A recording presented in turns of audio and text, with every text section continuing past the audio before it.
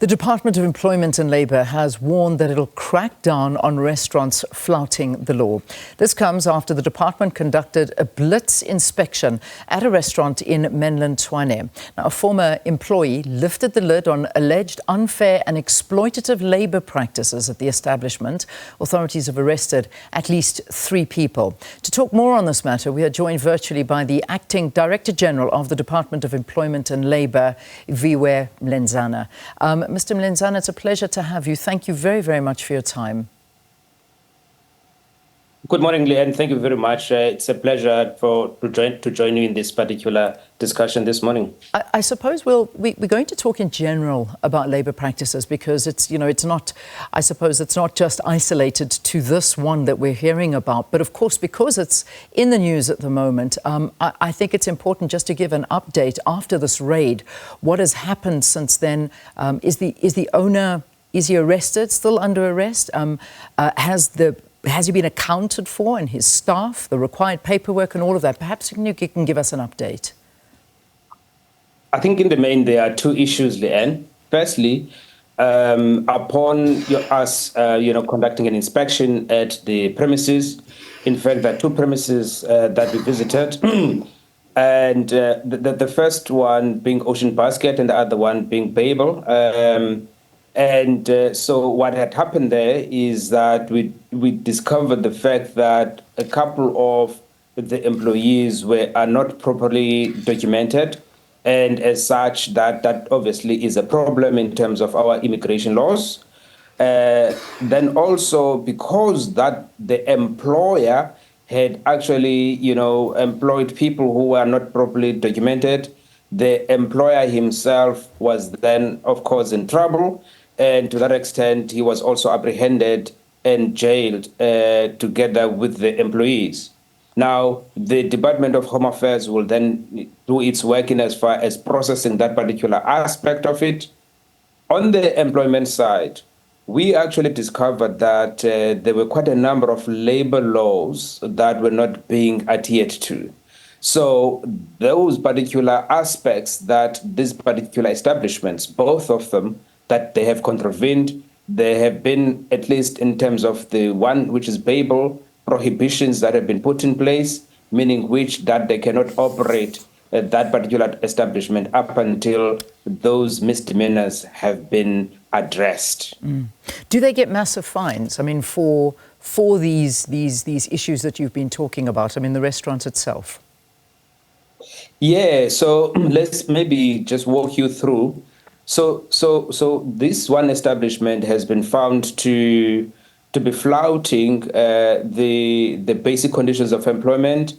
So meaning which the employees were not necessarily remunerated accordingly. They were also flouting the minimum wage laws. They were also not necessarily complying with occupational health laws. So in as far as the payment issue is concerned, so we established that the employees are owed about just over 1.3 million rand between the 2 establishments. Sure.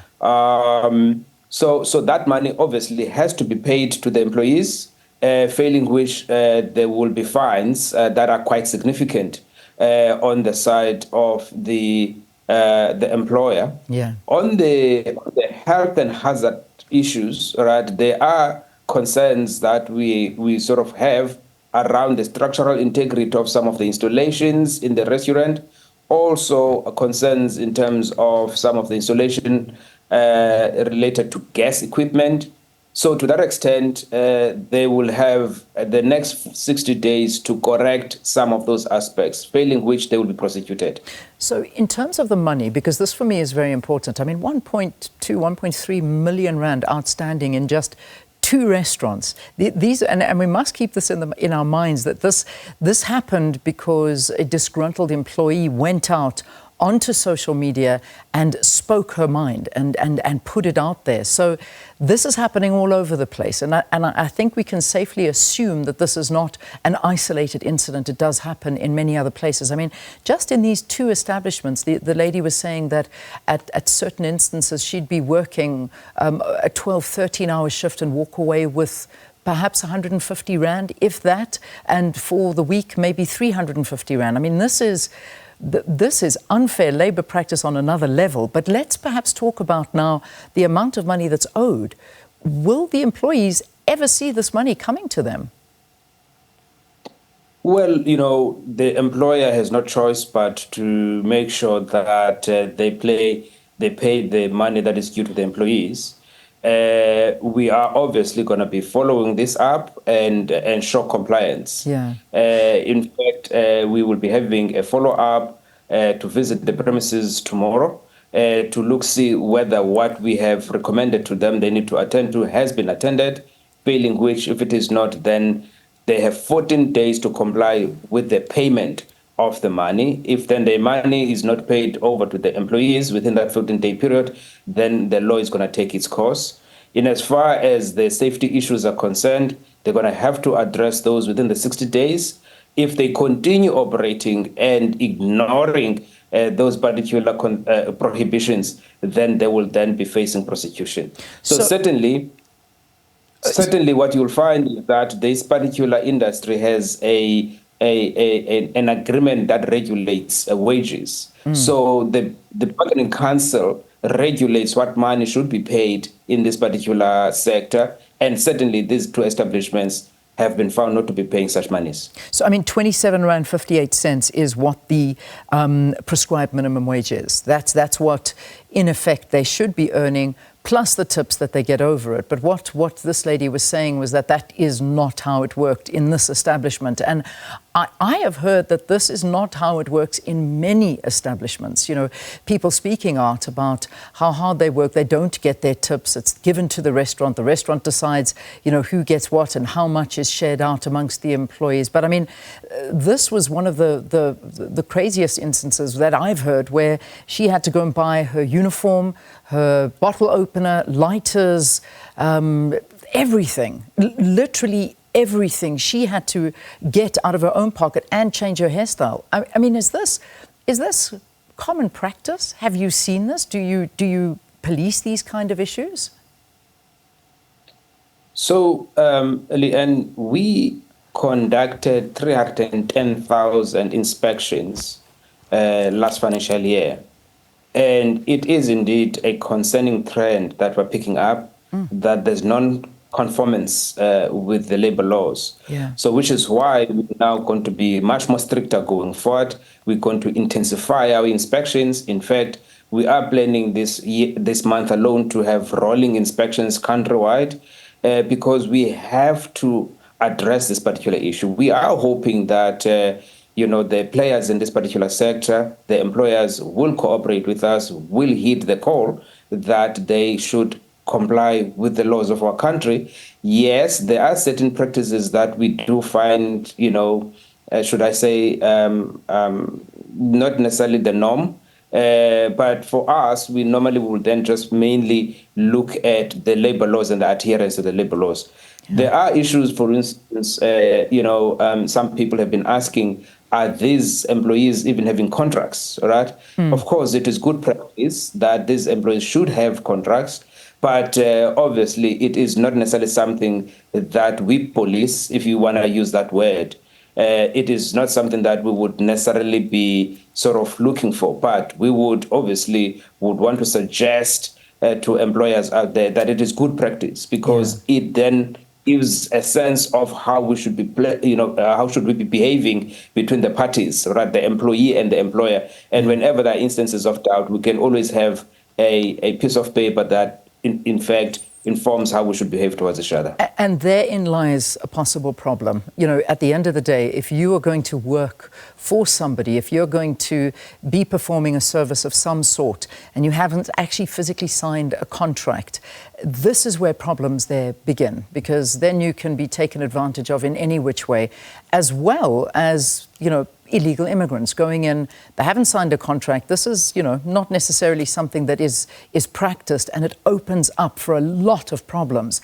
Are you looking at enforcing a law like this? And the problem is, I know we're only speaking about restaurants at the moment, but this goes across so many sectors where unfair labor practices are happening and people are being abused in the work sector for this. But Let's talk about contracts. Is it something that you're perhaps looking at to formalize these working relationships in establishments like, these eateries we're referring to? Currently, we are reviewing quite a number of our labor laws for a number of reasons.